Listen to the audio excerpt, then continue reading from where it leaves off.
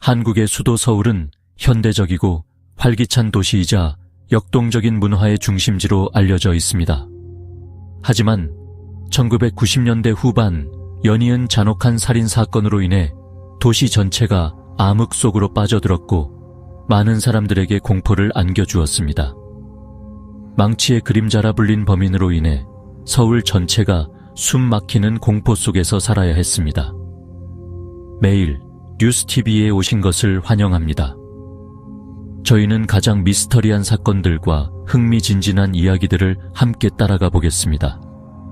이 특별한 사건을 함께 파헤치기 전에 채널 지원을 위한 좋아요와 구독 버튼 누르는 것 잊지 마시고 저희의 흥미진진한 콘텐츠를 놓치지 않도록 해주세요. 연쇄 살인사건의 시작. 1998년 5월의 습한 밤, 갑자기 폭풍구가 몰아쳤다. 마포구의 직장에서 퇴근하던 34세의 지은이라는 여성이 집으로 가는 중이었다. 큰 공원 근처의 한적한 골목을 지나갈 때 그녀는 뒤에서 단단한 물체로 갑작스러운 공격을 받았다. 범인은 잔인한 동작으로 지은의 머리를 해머로 세게 내리쳐 그녀가 쓰러질 때까지 때렸다. 그런 다음 그는 재빨리 그녀의 가방을 빼앗아 어둠 속으로 사라졌다. 피해자는 다음 날 아침 주민들에 의해 발견되었고 머리에 심각한 상처를 입은 채였다. 지은은 심각한 부상으로 결국 사망했다. 불과 2주 후 도시 곳곳에서 비슷한 사건이 최소 3건 더 발생했다. 피해자들은 모두 밤에 혼자 다니던 여성들이었다. 범인의 범행 수법은 섬뜩할 정도로 동일했다. 그는 갑자기 나타나 작은 해머로 피해자의 머리를 정확히 겨냥해 강하게 내리쳐 즉시 실신시켰다. 모든 재산을 강탈한 후 그는 어떠한 흔적도 남기지 않고 도주해 경찰은 거의 단서를 찾지 못했다. 도시의 망령, 망치의 어둠이 가져온 공포는 일부 작은 지역에만 국한되지 않고 서울 전역으로 빠르게 퍼져나갔다. 한때 밤에도 붐비고 활기찼던 곳들이 이제는 드문드문한 인적과 함께 을씨년스러워졌다. 이 지역의 가정들은 공포에 질려 추가 보안 잠금 장치를 설치하고 창문을 보강했으며 심지어 일부 가정은 밤에 누군가 문을 두드려도 열어주지 않을 정도였다. 언론 매체에서는 신문부터 방송까지 범인의 모습이 마치 잡을 수 없는 어둠의 그림자처럼 묘사되었다. 나타났다가 어떤 뚜렷한 흔적도 남기지 않고 조용히 사라지는, 길에서 그를 스쳐봤다고 주장하는 사람들의 이야기부터 이가 조직 범죄자라거나 심지어 인간이 아닐 것이라는 추측까지 구전되는 이야기들이 퍼지기 시작했다. 불안한 심리로 인해 새로운 형태의 야간 이동이 생겼는데 사람들이 오후 6시 전에 일을 마치고 서둘러 집으로 돌아가는 현상이었다. 또 다른 주목할 만한 점은 공격에서 살아남은 사람들이 인내와 고통의 상징이 되었다는 것이다. 일부 생존자들은 언론 앞에서 자신의 회복 과정을 공개적으로 밝혀야 하는 큰 압박을 받았고, 심지어 그들이 범인과 연관이 있어서 운 좋게 살아남았다는 잘못된 소문과도 맞서야 했다. 팽팽한 긴장감은 사람들 사이에 불신을 키웠고, 서울은 그 어느 때보다도 평화로운 순간들이 희박해진 나날들 속에 잠겨 있었다. 긴장감 넘치는 수사 서울경찰은 즉시 망치의 그림자의 흔적을 추적하기 위해 특별수사팀의 최고 인력을 동원했다. 수사는 첫 번째 사건들로부터 시작되었지만 모든 것이 순조롭게 진행되지는 않았다. 가장 큰 어려움은 범인이 매우 교묘하게 현장에 어떠한 직접적인 흔적도 남기지 않았다는 것이었다. 그가 범행을 저지른 거리들은 너무 어둡고 감시 카메라가 거의 없었으며 목격자들의 모호한 진술은 경찰을 더욱 혼란스럽게 만들었다.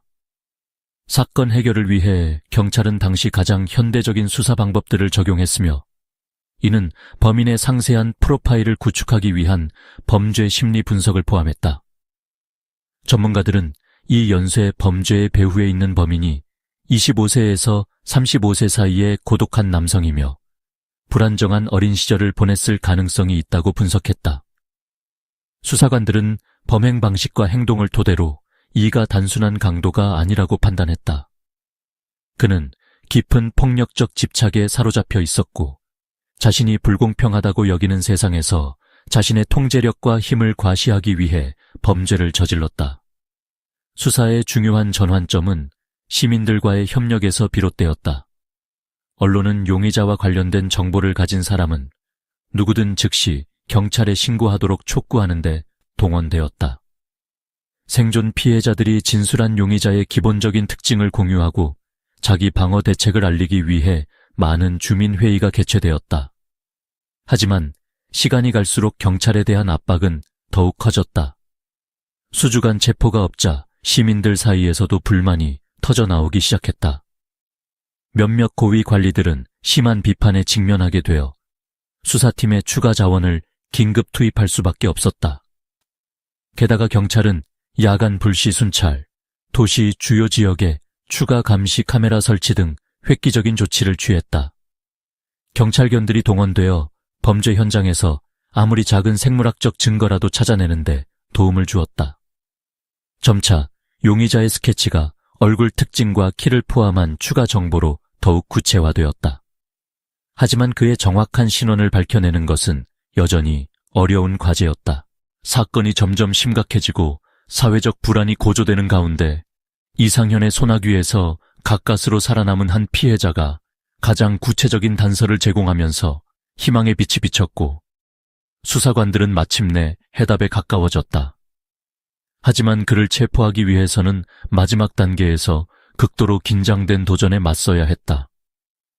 생존자와 스릴 넘치는 세부사항 박소영의 이야기는 망치의 검은 그림자의 위험성에 대한 경고일 뿐만 아니라 인간의 용기와 놀라운 생존 능력을 보여줍니다. 그녀는 공격받은 순간 모든 것이 순식간에 일어났다고 회상했습니다. 망치가 뒤에서 날아왔지만 근처 상점 유리창에 반사된 희미한 빛 덕분에 마지막 순간에 살인자의 그림자를 발견할 수 있었습니다. 빠른 반사신경 덕분에 박소영은 몸을 비켜 치명적인 타격을 피할 수 있었고 어깨만 부상을 입었습니다. 주목할 만한 점은 그녀가 탈출구가 없어 보이는 상황에서도 침착함을 유지한 방법입니다. 박 씨는 범인의 주의를 돌리기 위해 죽은 척하기로 결정했는데 이는 단순한 행동이었지만 강철 같은 정신력과 공포를 통제하는 능력이 필요했습니다. 그가 몸을 숙였을 때 제 심장이 북처럼 쿵쾅거리는 것을 분명히 느낄 수 있었지만 제가 정말로 기절했다고 그가 믿도록 호흡을 규칙적으로 유지해야만 했습니다. 라고 그녀는 말했습니다. 이러한 용기 덕분에 그녀는 이상현의 소나귀에서 탈출할 수 있었습니다. 그의 연쇄 범죄에서 매우 드문 일이었습니다. 하지만 그녀가 겪은 정신적 트라우마는 쉽게 사라지지 않았습니다. 박 씨는 그 후 몇 달 동안 악몽에 시달렸고 밤에 혼자 있는 것조차 두려워했습니다. 그의 차갑고 공허한 눈빛이 아직도 저를 괴롭힙니다. 어디에 있든 그가 저를 지켜보고 있다는 느낌이 들어요. 라고 그녀는 말했습니다. 박 씨의 증언은 경찰 수사 초기에 귀중한 단서를 제공했을 뿐만 아니라 당시 지역사회에 만연했던 공포를 보여주었습니다. 박소영의 이야기는 개인적인 회복 여정을 넘어 대중의 존경을 받았습니다. 많은 사람들은 그녀를 위험한 순간의 침착성과 강한 생존 의지의 상징으로 여겼습니다. 언론과 TV 프로그램은 그녀의 경험을 자세히 다루며 많은 찬사를 보냈고 이는 큰 주목을 받았습니다. 하지만 대중의 압박감으로 인해 소영은 범인과의 사전 모의나 면식이 있어서 살아났다는 근거 없는 소문과 맞서야 했고 이는 젊은 여성의 마음에 더 큰 상처를 남겼습니다.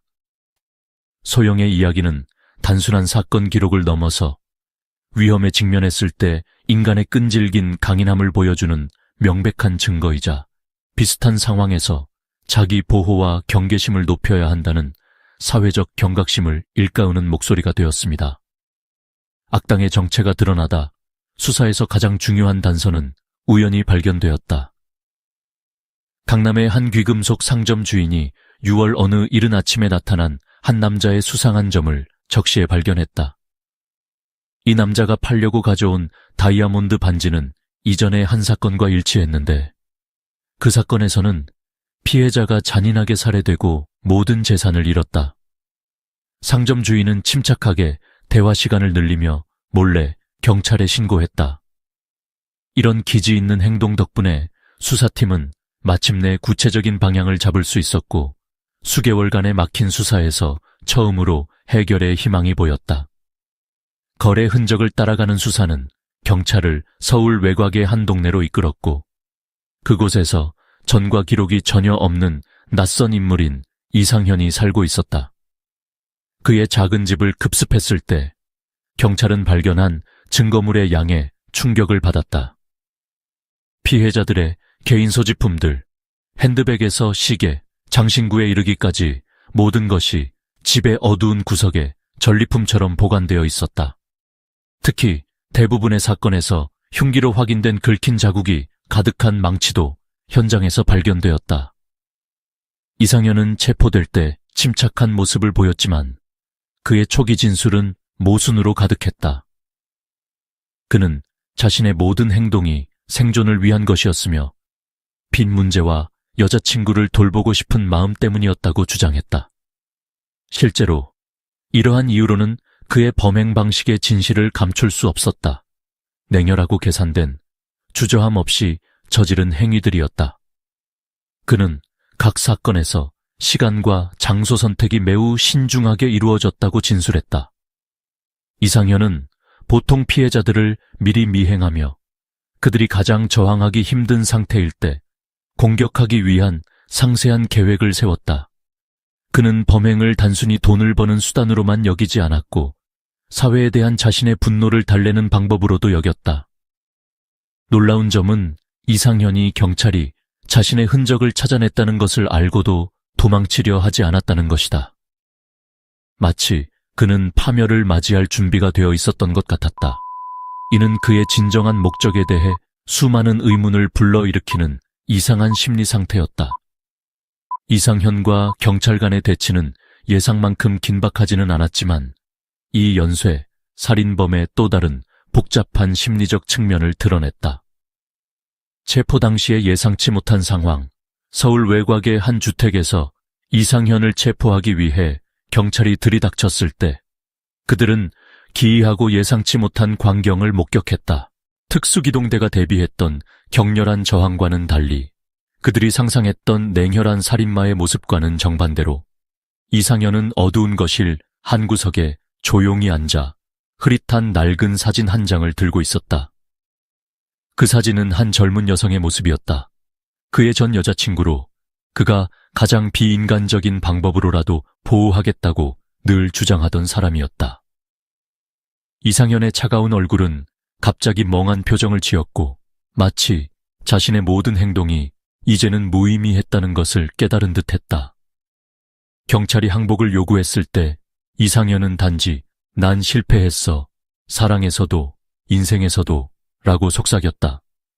하지만 수갑이 채워지자마자 이상현은 곧바로 소름 끼치도록 차분한 태도로 돌아왔다. 그는 경찰들을 똑바로 쳐다보며 비웃듯이 말했다. 당신들은 너무 늦었어. 내 일은 이미 오래전에 끝났으니까. 현장에서의 이 마지막 말은 참석한 수사관들을 전율케 했다. 이상현의 집에서 경찰은 피해자들의 물품뿐만 아니라 각 사건에 대한 상세한 계획이 적힌 노트도 발견했다.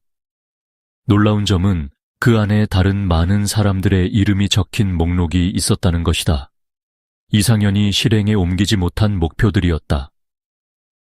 체포되기 전까지 그는 계속해서 범행을 저지를 의도가 있었던 것으로 보인다. 범인의 과거를 돌아보며 이상현은 결코 쉽지 않은 유년 시절을 보냈다. 부산의 가난한 농촌 지역에서 태어나고 자란 이상현은 경제적으로 매우 어려운 대가족 속에서 살았다. 이상현의 아버지는 알코올 중독자였고 자주 아내와 자녀들에게 폭력을 휘둘렀다. 이러한 가정 폭력의 모습들은 이상현의 마음속에 깊은 상처를 남겼다. 어린 시절 이상현은 가난과 가정 폭력의 악순환에서 벗어나고 싶어 했다. 학창시절 그는 뛰어난 지능과 우수한 학업 성적으로 두각을 나타냈다. 선생님들은 적절한 교육과 지원만 있었다면 이상현이 매우 성공한 사람이 될 수 있었을 것이라고 평가했다. 하지만 인생은 그에게 호의적이지 않았다. 고등학교 마지막 해에 이상현의 아버지가 교통사고로 세상을 떠났다. 이 사건은 가족을 고통에서 해방시키기는커녕 매우 어린 나이에 이상현의 어깨에 재정적 책임을 짊어지게 했다. 이상현은 상급 학교 진학의 꿈을 포기하고 가족의 생계를 위해 그리고 생활 개선을 위해 여러 허드렛일을 할 수밖에 없었다. 잇따른 충격과 사회에 대한 실망, 그리고 자신이 선택하지 못한 길로 인해 이상현은 점차 세상에 적대적이 되어갔다. 과거의 아물지 않은 상처들과 현재의 압박감이 결합되어 내면 깊숙이 갈등과 집착으로 가득 찬 한 인간을 만들어냈다. 살인자의 심리와 행동 패턴 이상현은 무분별한 살인자가 아니었다. 오히려 그는 모든 행동에서 매우 계산적이고 신중했다. 범행 전 이상현은 표적을 찾기 위해 감시 카메라가 적은 지역을 중심으로 어두운 거리나 좁은 골목을 따라 여러 시간 동안 배회했다. 그는 짧은 시간 동안 피해자들의 습관을 주의 깊게 관찰하며 그들의 시간과 이동 경로를 예측했다. 그는 약하고 쉽게 제압할 수 있는 표적, 특히 밤에 혼자 다니는 여성들을 노렸다. 범행 직전의 고요한 분위기는 마치 내가 모든 것을 통제하는 것 같은 기분이 들게 했다. 라고 이상현은 신문 중에 말했는데, 이는 계산적이고 냉혈한 범죄자의 특징을 명확히 보여준다. 이상현의 습관은 항상 외투 안에 망치를 숨기고 본능적으로 단단히 쥐고 있는 것이었다. 그는 공격하기 전 어떤 소리나 신호도 남기지 않았다. 뒤에서 접근하여 피해자의 머리를 강하게 가격한 후 피해자의 반응을 지켜보았다. 피해자가 아직 움직임을 보이면 저항할 수 없을 때까지 몇 번 더 내리쳤다. 이상현은 명확한 도주 계획을 가지고 있었다. 공격과 재물 강탈을 마친 직후 그는 보통 좁은 골목이나 사람들의 주목을 받지 않는 외진 길로 사라졌다. 몇몇 사건에서는 현장에서 바로 옷을 갈아입어 신원 확인의 흔적을 지우기도 했다. 살인범의 내면적 갈등, 이상현의 차갑고 잔인한 겉모습 아래에는 강렬한 내면의 갈등이 있었다. 그의 증언에 따르면 범행을 저지를 때마다 혼란스러운 감정을 겪었다고 한다. 이 씨는 자신이 본래 살인자로 태어난 것이 아니라 인생의 실패와 부채에 대한 압박이 자신을 범죄의 길로 내몰았다고 말했다. 그는 자신의 모든 행동이 사회의 불공정으로부터 생존하고 자신을 보호하기 위한 것이라고 정당화했다. 하지만 밤이 되면 희생자들의 모습에 시달렸다. 제가 한 일이 잘못됐다는 걸 알지만 다른 선택의 여지가 없었습니다. 라고 이 씨는 마지막 신문에서 말했다. 때로는 자기 혐오를 드러내기도 했지만 곧 내면의 두려움과 강박을 숨기기 위해 무감각한 듯 행동했다. 그는 범행의 주요 동기로 여자친구와의 관계를 언급했다. 이 씨는 금전적인 문제로 연인이 실망하는 모습을 견딜 수 없었고 이로 인해 무력감과 절망감을 느꼈다.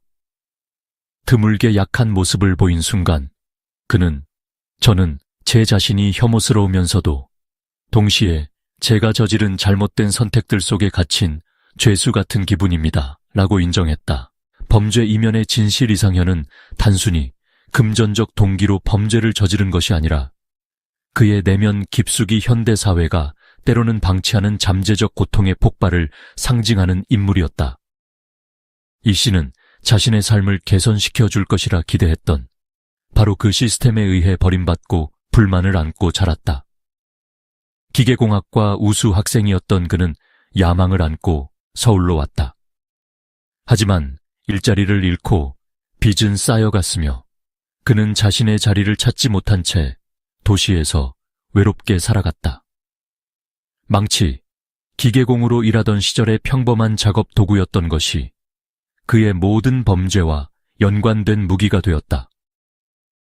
이 씨는 망치를 들고 다닌 것이 사용하기 쉽기 때문만이 아니라 평소 생활에서 느끼지 못했던 권력을 손에 쥐고 있다는 느낌을 주었기 때문이라고 진술했다.